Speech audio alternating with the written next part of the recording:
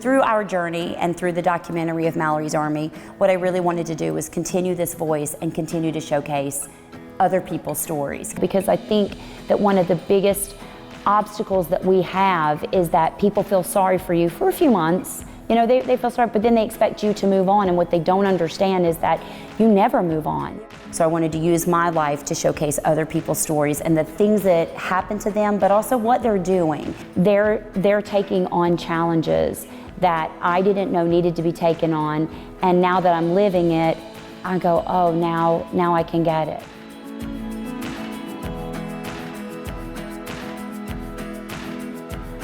So today's episode of the Parent Project is an episode that I've really been actually looking forward to, and it's hard to say out loud that you would be looking forward to talking about something as important as eating disorders. But I think these statistics are important that we should start the conversation early. 95% of those people with an eating disorder range between ages 12 to 25. 60% of people who worry about their body weight start at age 6 to 12. I want you to think about that for a couple of minutes. We have 6-year-olds worrying about their body image. 35% of normal dieters, people that are trying to maybe lose a couple of pounds, often transition to obsessive eating and exclusion diets, such as keto, Atkins, where it's okay to eat a plate of bacon but not an apple. So we want to talk about some of those issues today, and here with me today is Erin. I'm really happy to meet you and talk about your journey with eating, your journey with the life, and how you took your journey of being bullied and being made fun of with your weight, and how you've turned it into a journey much like mine, where you've decided that you want to be part of public advocacy. So Erin, thank you for being with me today. Today I want to talk about some of the statistics around eating disorders. And I think it's really important that when we think of the word eating disorder, I think there are two topics that come to mind: anorexia and bulimia. But I want to open up the dialogue to the third one, which is obesity.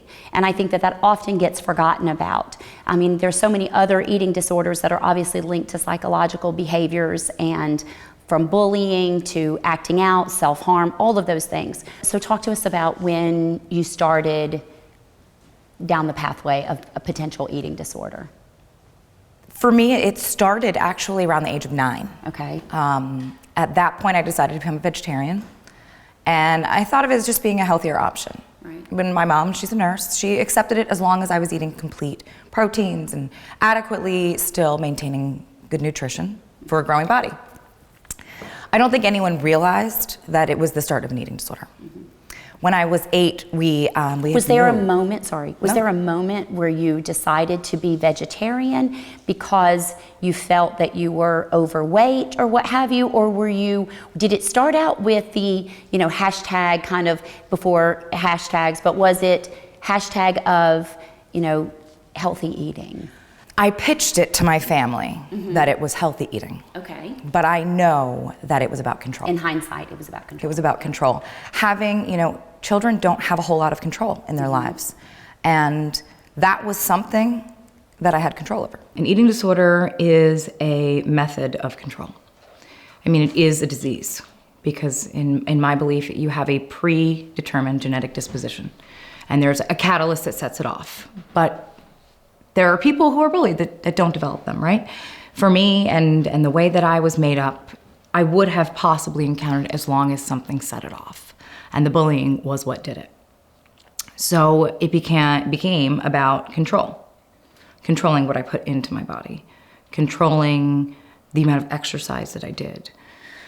And, anorexia and bulimia are two very different things, right? Anorexia is really, a lack of, it's called, a lack of hunger, but it's not actually a lack of hunger. It is a control over the hunger, even if you are hungry. Bulimia translates to, the appetite of like a horse, basically. And it becomes, you can't control what you put in your body, so you stuff it all down. And then the control part is that you release it in a cathartic release. Both are life-threatening, and either one can kill you. But it became my control, that I could control how they saw me. I could control what my body would look like. I couldn't control how anyone felt about me, but I could control what I would end up looking like until I couldn't. So often I talk to people, and it's not even always about their food. It's really about things that are stressing them out and how they're coping with food, because food is the symptom. I mean, and unlike alcohol or drugs, we have to eat. So it's not like you can abstain from food, you have to eat and nourish yourself. So again, so often it really isn't always about the food, but more about what they're going through. What was going on in the background of all of that was we had moved. We only moved one town over. But I had started a new school in 3rd grade, and in my old school I had a lot of friends from nursery school on. I felt accepted. I enjoyed my friendships. Starting this new school, which could have been a wonderful transition, did not actually end up that way. And just so that people know, studies show that 3rd grade is typically when this transition happens. I always tell parents, it's true, I always tell parents that in preschool, it's my mommy says, right? We listen to everything that our mom says. Then we get to kindergarten, 1st and 2nd grade, and it's always my teacher says. My teacher says this. Right around 3rd, 4th grade is when we start saying, my friends say.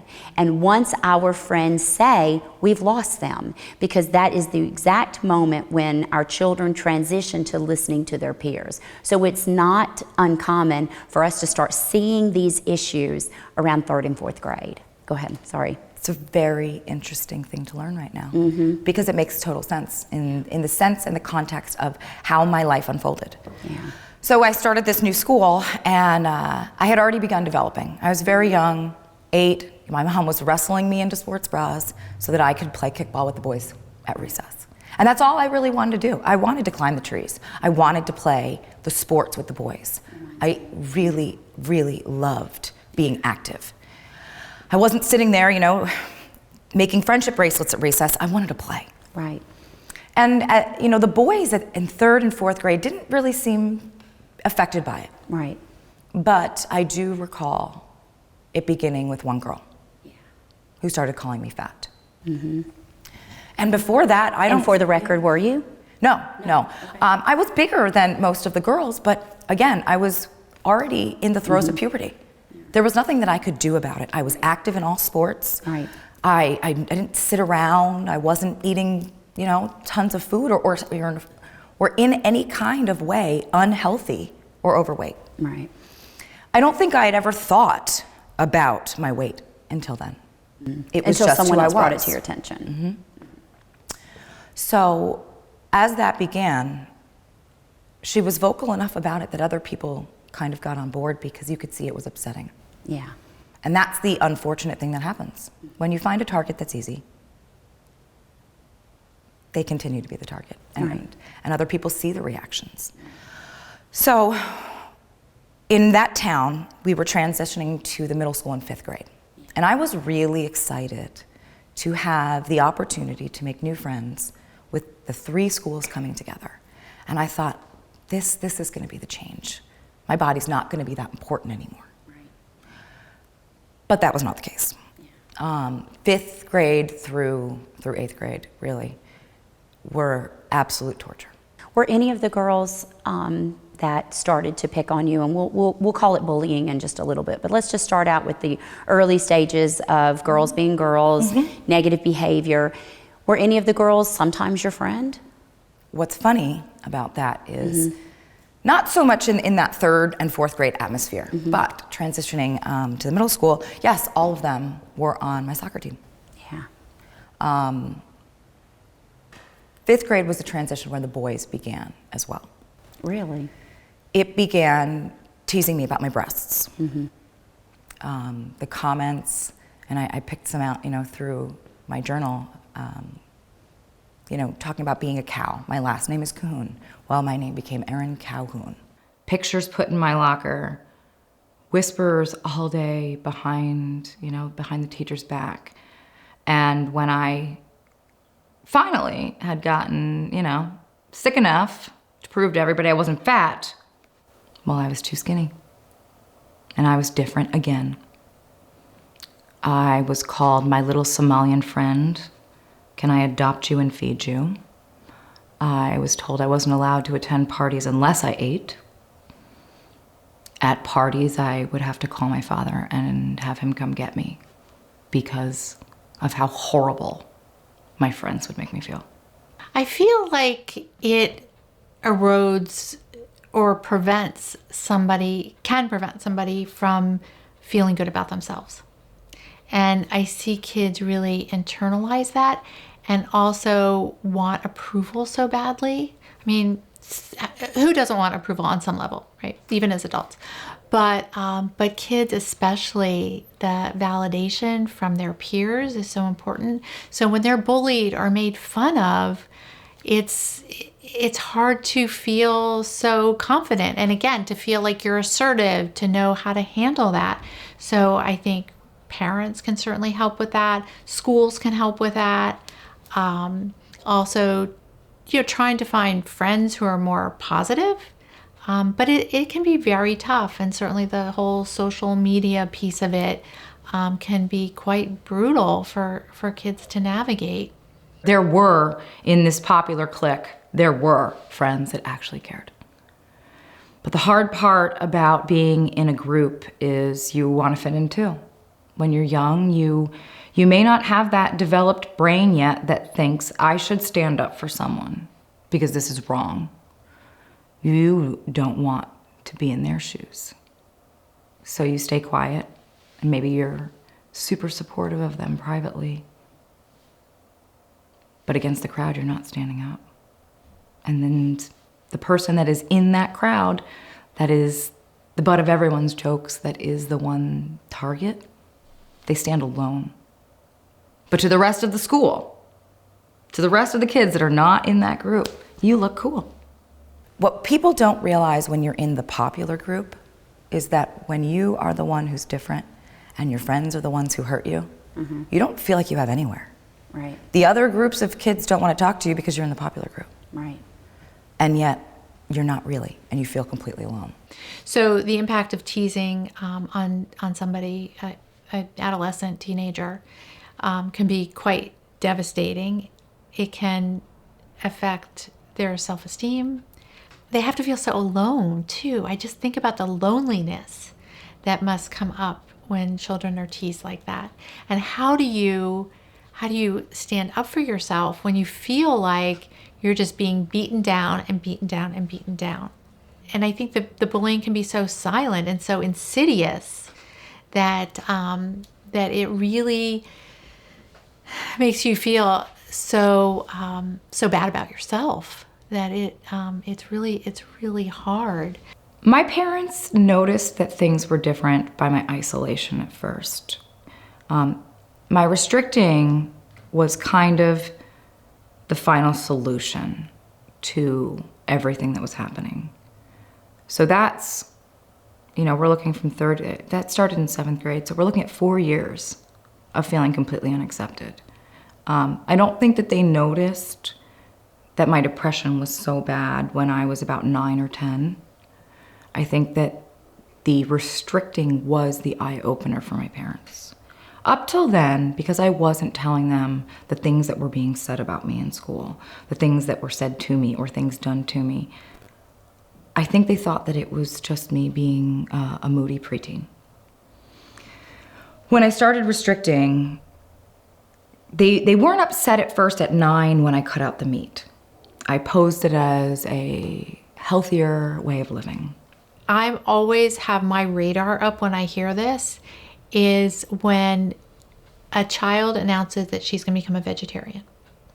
Now, granted, there's a lot of reasons why people become vegetarians, and there's nothing against vegetarians, except when all of a sudden a child starts saying, I'm going to be a vegetarian, and they start to narrow their world in terms of food choices. So then they may become a vegan. Then they may, kind of microbiotics at all, or that they want to do like cleanses or just juicing or so. So I think if you see your child start to really limit their food world slowly but surely, I think that there's certainly some signs. When I started restricting, it was very aggressive very quickly. My restricting wasn't a slow, steady cutting out of things, or it was I went 0 to 60. I'd like to talk a little bit about how my eating disorder started. Okay. Because I think that that's a really big part. Let's share a little bit of statistics again, Sure. so that for our listeners, so that they understand that why we're sharing this. I thought this was very powerful. More than 80 million photos are uploaded on Instagram daily. 80 million photos. 50,000 Facebook likes. 500 million posts on Twitter. And 9,000 snaps every second on Snapchat in body shaming.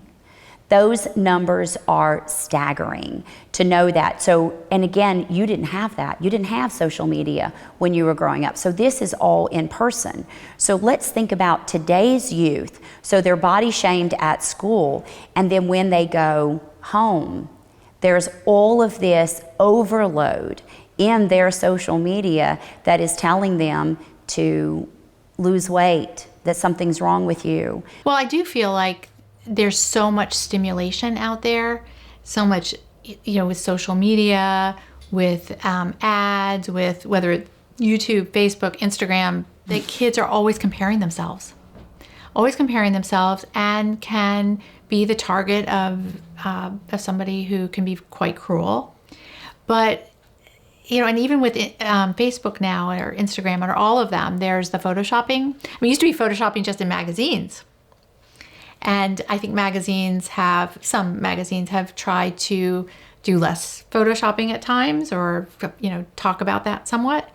But like the Dove ads, which I feel like are great ads because they show real women, and they don't always have to have these perfect looking women. But the social media can be really harsh. So certainly trying to limit that, which is hard. But the whole context of it is distorted in so many ways because it's all smoke and mirrors. It's not reality.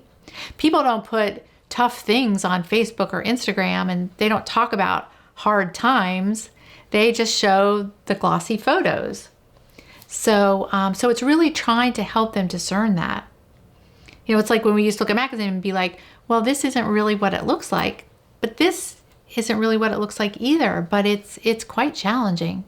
I found this really interesting also, is that a lot of what we're going through is because in the Western Hemisphere where we live, other civilizations don't have these body shaming issues because they don't have a messed up vision of what a true great body is supposed to look like. And so they don't have this obsession with food, they don't have this obsession with likes, they don't have this obsession with what they're supposed to look like. So I find that to be pretty interesting. So tell us how it started and where, and now we're going to be talking obviously in hindsight with you. Mm-hmm. We're talking a little bit about, like, now you're very mindful of it, but take us down, and I'd love for you to take us down the mindset of that 10 and 12-year-old in sharing that, so that hopefully the moms and dads that are watching this episode, they can be paying attention to their own children. Exactly what you just presented, those statistics, are why I feel like I have to put my story out there, why I still do recovery talks, why I go to support groups as a recovery speaker. I always call myself in recovery. I never say I'm recovered, because an eating disorder is a lifelong illness. It is a battle that you will end up waking up to every single day, 3 times a day at the least. Yeah. It has days that are better than others, but it doesn't ever go away. And I think that that's really important for people to understand. Yeah. That once it starts, it is something that you will always have to be mindful and aware of. Because when stressful situations take over, which happens in life, it creeps in very quietly, and before you know it, it can take over again. I lost 15 pounds in a week when Mallory died, and what I lost was muscle mass. Instantly. My body was almost eating itself. It does. And it was eating itself. But here's the thing, I put more weight back on after she died because, of course, I was comfort eating. But what the weight I put back on wasn't muscle, it was fat. And it wasn't until just recently when I started this parent project episodes that I saw myself on camera, and I was like, oh my gosh, I was very uncomfortable with what I saw. I didn't like how I looked. Had nothing to do with healthy or unhealthy. I didn't like what I visually was putting out there. So of course, but this particular time I decided not to make it about food, but make it about getting healthy and exercising and all of that. But it is very easy to go down that, and you don't realize how your outside world directly impacts. So, yeah. I have been diagnosed with anorexia, I have been diagnosed with bulimia, I have been diagnosed with eating disorder. It's EDNOS, which is eating disorder not otherwise specified, meaning it swings back and forth like a pendulum, trying to maintain something and being completely out of control. I don't ever classify myself as anorexic or bulimic. I just am in recovery from an eating disorder. And I'll never say that I'm recovered, because every day, there are 3 meals a day. And every day, depending on what's going on, it is a battle that I'll have forever. Some days are easier. Some days are a lot harder. Some days I fall 5 steps back, but I wake up every single day knowing that recovery is the only way for me to live this life. So I'd like to break it down for some of the families. I think the 3 top eating disorders that we should talk about are anorexia, bulimia, and of course binge eating. Because I think all 3 of them are probably the most common eating disorders that our children face. And so I want to start talking about symptoms, things that parents should look for from your own story. So based on what my research shows, let's talk about anorexia first. Being considered underweight compared with other people or similar to age and height. These are the common symptoms. Considerably underweight, very restricted eating patterns, an intense fear of gaining weight, a relentless pursuit of thinness, a heavy influence of body weight, and of course size, and a distorted body image. So let's talk about, and of course, while I'm thinking about that, the first thing that pops into my head is, yes, it could be the child's experience at school, and there could be underlying issues, but could families be imposing some of these issues onto their children indirectly by these obsessive diets and things like that? So let's talk about anorexia and what parents should be looking for. So I guess I should say that not only did I spend a great deal of middle school and high school years living in treatment facilities and doing outpatient programs, I actually worked on one as well. I worked at Princeton Medical Center after I graduated from college. I was not far enough into my recovery, and so I left after about a year. But it's very interesting to see patients and their families that come in, right? Because it is if you end up on an inpatient unit, you're in a hospital, you are very, very sick. We have to stabilize you medically first, which is the biggest concern. And what parents need to understand about anorexia is that your body needs a certain amount of food and a certain amount of calories, caloric intake, and what have you.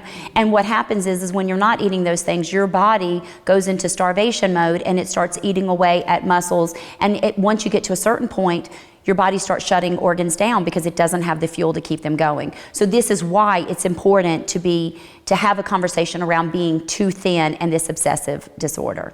Your body does begin to eat itself. Yeah. And I can recall a day where I was trying out for soccer, because of course I would still be doing tryouts, right?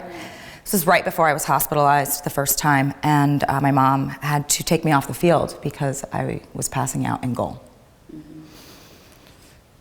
So she drove me to the hospital, and my doctor ran a bunch of tests, and it has never left my mind what she told me. Your body and your organs right now are that of a Holocaust victim. That is what you are doing to yourself. So your body begins to eat itself, muscles, tissues, and your body does begin to shut down. You lose your hair, you develop a peach fuzz on your body for some people, which is, it develops to keep you warm. Your circulatory system's shut down. Your feet, your hands, your entire body is always cold because your body cannot burn any more calories. Think about that. A system of your body that you need shuts down because it is not one of the ones that is required to keep your heart pumping right now. With bulimia, you are intaking a large amount of food, and then you are releasing, whether it be through diet, exercise, laxatives, or purging. So there are very big differences. Anorexia, you are controlling the amount of intake. Bulimia, you are losing control and trying to regain it. So typically, When you see patients with these two eating disorders, they're very different. They have different triggers, they have different catalysts, their family dynamics are made up very differently. And there are textbook cases that come in. What are before we start talking about binge eating and purging and all of that, what are for the parents that are watching this today, what are the key things that they should look for when it comes to anorexia? Okay, so anorexia would be any extreme shifts in their diet. And when I say extreme, it can be over a period of time. It starts with typically being more aware of foods, and then cutting out foods, and then cutting out more. Typically, you'll notice that they start to wear baggier clothes once they start losing weight, because they do not want to attract attention to their body. Interesting. Many people with eating disorders are trying to with anorexia are trying to disappear. Literally make their body disappear. So watching, what they're eating, noticing if there's a drastic amount of weight loss. If you have a daughter, if she doesn't appear to be using any. What about guys? Are guys Yes. anorexic? Yep. Yeah. And what do we see with boys? What do we see with them? Same things. Yeah. The only difference that you have with a boy or a girl with an eating disorder is you don't look for amenorrhea. That's the only thing that differs when you're actually diagnosing someone, because amenorrhea is a loss of a period for 3+ months. Right. Which is a diagnosis category for females. So for moms, if you notice that your daughter is all of a sudden not requesting that you buy napkins or tampons, you need to take her to the doctor. Yeah. You need to run some tests. With bulimia, it's a little more secretive. You might notice that food is missing. You might notice that they go to the bathroom after every single meal. The toilet bowls might not be that clean. As you start Are there physical odors that people should look for? Are there, things of that nature? I would think if you have that there would be. It depends, right? Because you may have someone who is trying to hide it at home and use mouthwash or brush their teeth. In public, because they're going to purge in public as well, Right. there's really not that option. So yes, you might smell vomit on their breath. It's funny that you say that. It says, individuals may have difficulty eating in public and exhibit a strong desire to control their environment, limiting their ability to be spontaneous. So if they're denying going out and hanging out with their friends, that could be, okay. Or denying going to things that center around food. I know for me, I would never turn down going to the roller rink or going to a movie. But if everyone was going out for dinner, I didn't go. Because A, I didn't want to eat the food. B, I didn't want to have to purge while my friends were there. And C, it was anxiety provoking. Yeah. People watched what I ate. People commented on my food. Comment on my body, you comment on my food, you comment on everything. So if your children are avoiding certain activities with their friends. Those are signs. Those are signs. Wow. It says people with anorexia may limit their food intake, compensate through various purging behaviors. They have a fierce intent of gaining weight and eventually becoming, underweight. So what you just mentioned, the purging with that, while I mentioned that typically anorexics do not end up binging and purging, they may actually allow themselves to eat and then feel such incredible guilt and anxiety over it that then they do purge through exercise or vomiting or laxatives. Eating extremes. So bulimia, I think, is it is truly a very well-known eating disorder. I think that it is ones that when people hear it, they truly recognize it. It says people with bulimia frequently eat unusually large amounts of food in a specific period. And I thought that was really important, that it's almost, as I did research on that, they said it's actually people that are bulimic actually look forward to it. It's very ritualistic. It is. That they're looking forward to the flavors and all of the things that they're working up to it. So they sacrifice calories, they don't eat because they are looking forward to this binging moment. Yes, but I would like to add that is it's compulsory. It's not that you have an option not to do it. During a period where I would classify myself, that's when I was diagnosed at that point, it was EDNOS, because for the most part I was in the restrictive zone, but then I did allow the binging and purge to occur. At this point I was living in college, and I remember one night that I was in the middle of a binge, and one of my roommates, we lived in a house, one of my roommates came home, and I was going through my process, and she said to me, "Wow, I'm so glad to see you eating. I've never seen you eat this much." And I looked at her and I said, "Well, right after this, I'm going to tell you all that I'm going to take a shower. I'm going to turn the shower on for about a half an hour, and I'm going to stay in there until all of it's vomited up. And then I'll come out and my hair will be dry, but up in my towel, and none of you will notice that this is what I do every day." My binges were costing me hundreds of dollars of food a week. I'm sure. Shameful. Embarrassing. I couldn't sit with my friends and have a meal, but I could binge on everything and throw it up. Yeah. And you don't think when you're that young that these diseases have lasting effects. You know, I never thought, and you hear it, right? You're told by your parents, by your doctors, by your nutritionists, you're told by everyone that you are hurting yourself and your body. Well, the medical complications can be quite varied and can be quite serious. Certainly, people develop gastrointestinal issues because of eating disorders. People with bulimia, your teeth can be damaged. It erodes the enamel from your teeth. So there can be a lot of dental issues. Dentists actually pick up a lot of eating disorders, or can pick up eating disorders because of the acid. I don't know if this is exactly what you would classify as a medical issue per se, but with eating disorders, people lose their sense of hunger and fullness. So often you don't know if you're hungry or if you're full or what you want. And I think that again could lead to issues of not getting the proper nutrition, not taking care of your body in a way that needs to be taken care of. Another issue that comes up a lot in women as they get older is osteopenia, osteoporosis, where I have seen women who end up with broken bones because their nutrition has been so poor, and it has been the long-term effect of eating disorders.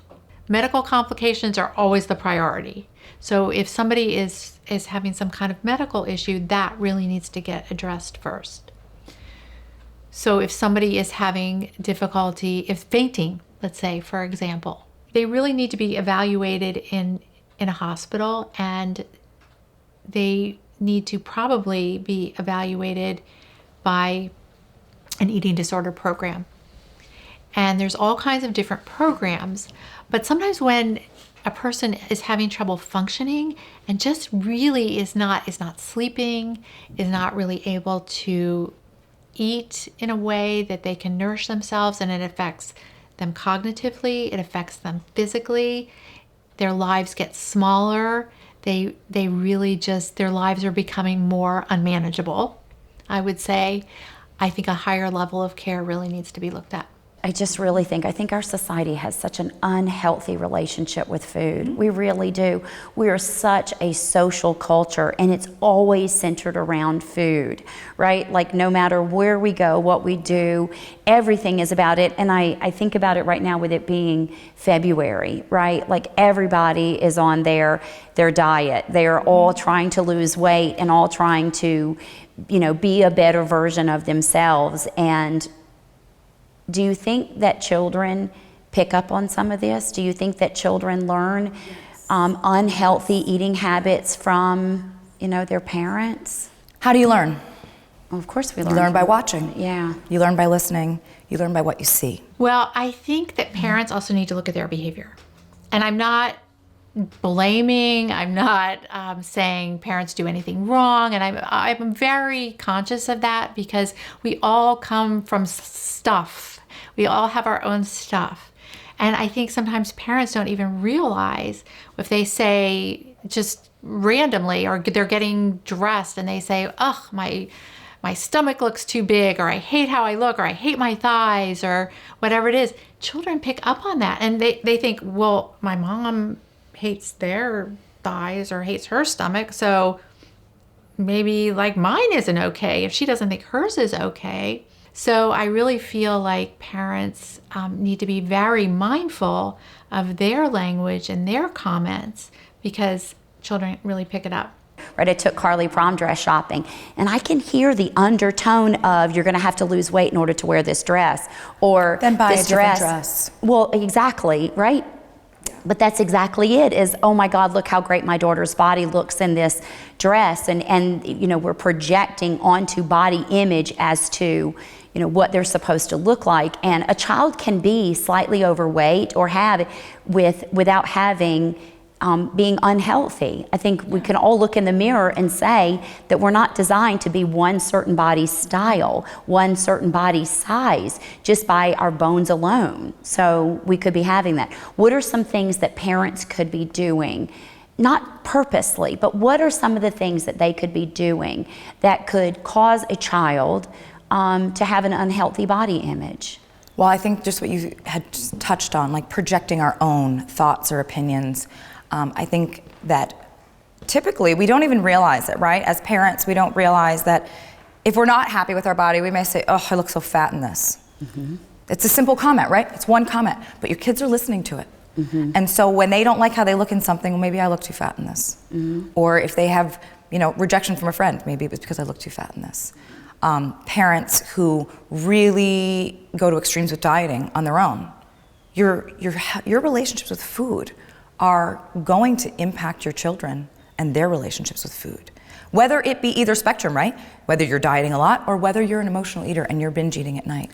A parent can say, or says to me, I tell her how pretty she is all the time. I tell her how great she is, how good she looks.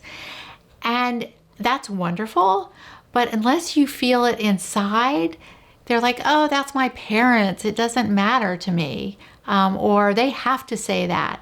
So again, I think it's not always, you could certainly make comments about appearance, but I think to balance it out in terms of also looking at how smart you are, how, you know, how nice you are, how great you were to be so helpful to our neighbor who you helped out, or just other things about who they are as people, I think is so important as opposed to how they look.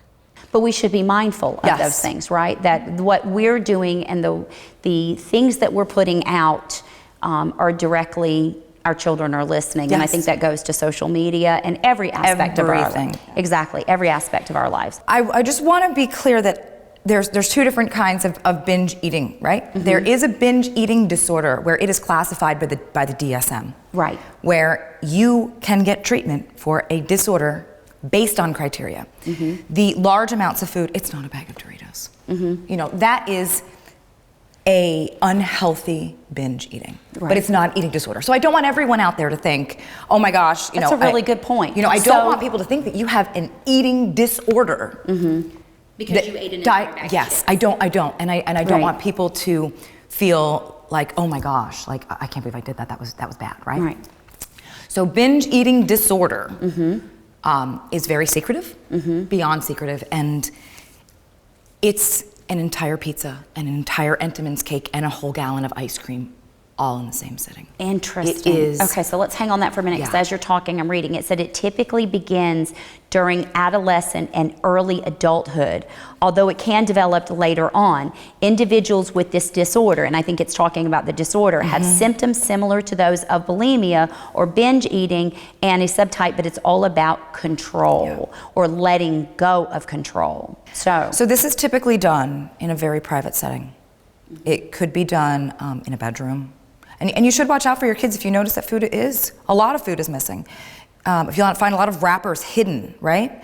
Not is your child being like lazy, not putting it in the garbage, they're hiding it from you. Mm-hmm. So it is done in secret. Sometimes it's done, in the kitchen at night when everybody else is sleeping and nobody else can find out. Right. If your child is, spending their money on purchasing large items of food and you're finding any of this garbage, you need to check in with them because there's something emotional going on in them. Correct. That they are shoving deep down inside and finding comfort with food. And it's not doing anything other than really hurt them even more. Because if you're eating those vast quantities of food, you are gaining weight. Right. It takes 3,500 calories to gain or lose a pound. That's about 40 brownies, to put it in relative terms.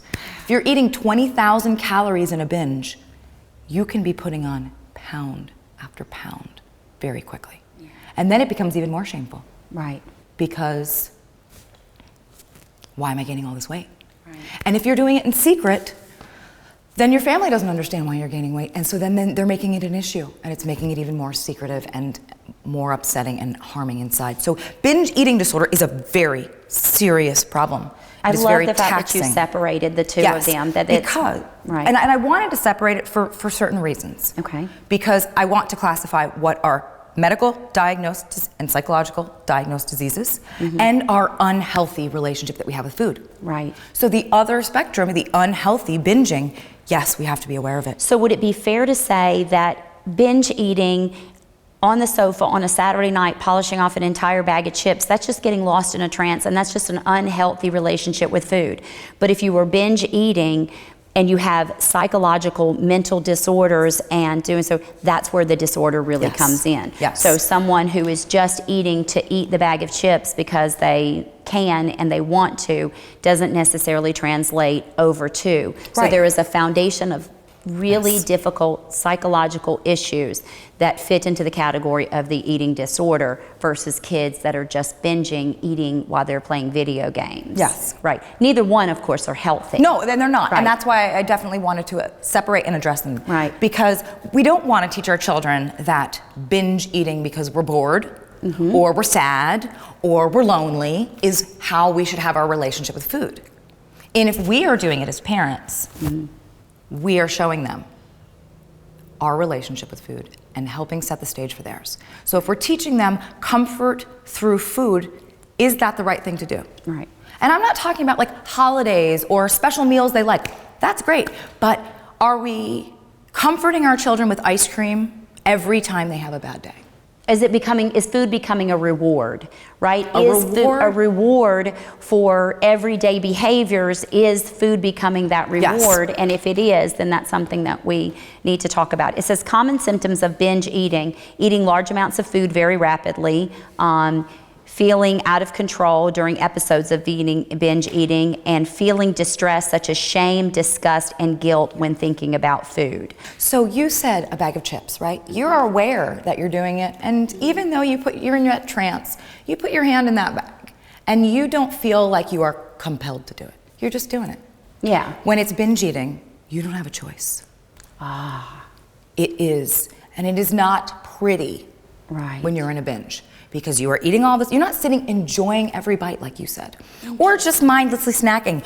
You are going through, so what you're saying shoving, is that you are taking every feeling that you have inside here, right? And you are literally shoving it down because you don't want to have those feelings. Wow. So it is very different than mindless. And, that's good. And on a whole, as parents, we have to be more mindful of the ways that we are engaging with food ourselves and our families. And, don't get me wrong, I take my kids out for ice cream when we have bad days. Right. I made pancakes and had them in my bed the other night for dinner because we all needed some comfort. But we don't do it every time that there's a problem. Right. We talk other times. We sit, we go for a walk, we play games, we work out. As long as it's not setting the stage to develop, this is the only way to deal with your problems or feelings, I think it's okay.